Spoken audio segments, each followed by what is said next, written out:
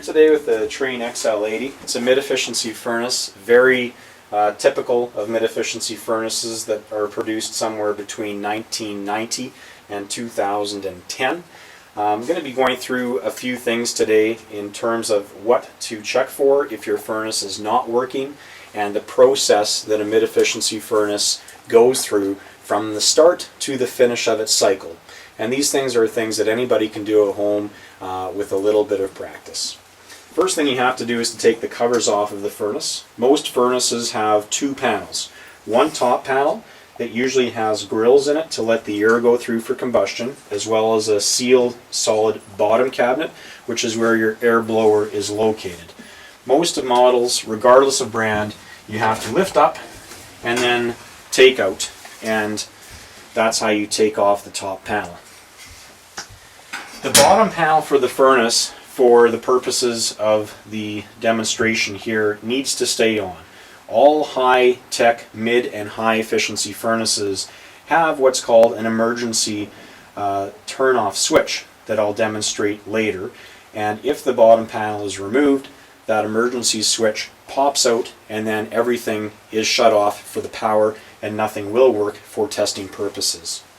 When you're testing the furnace, it's important to turn the power off to the appliance. If you don't know where to turn the power off to the appliance, what you can do is follow the electrical conduit. This metal jacketed wire is called conduit, and that's what most furnaces have supplying the power to the furnace. If we follow that up at this residence, we're following that up this piece of sheet metal called a cold air return, and the switches are at the top. That's a very common place to find them, either high up on a wall or on the ceiling. They're there so that you don't mistake them for a light switch. Now the first thing to do is to turn the power off, and that will in turn instigate a new cycle of the furnace operating.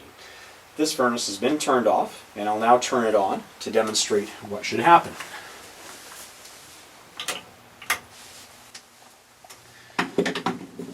So the first thing that will happen during a mid-efficiency or high-efficiency furnace cycle is this little device here called the Inducer Fan will come on.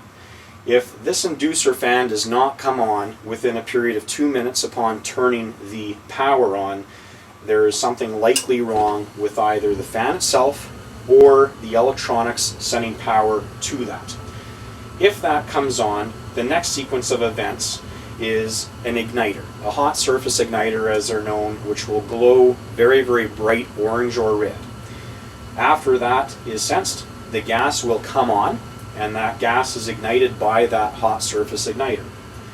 There's a flame rod or flame sensor on the opposite side of the igniter, and that device is there to pick up the heat from the flame and send that signal down to the electronics, making sure that you have the gas ignited and not going in unburned.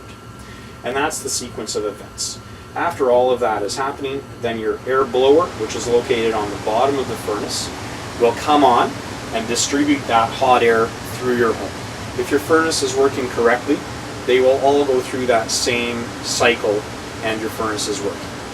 If there is a problem, if you follow that sequence of events and one of those things is not acting as described, it's a good bet that that piece or that element needs to be replaced. You should never be replacing any of the parts of your furnace on your own, as it's a hazard and there are safety risks involved, and call your professional furnace technician.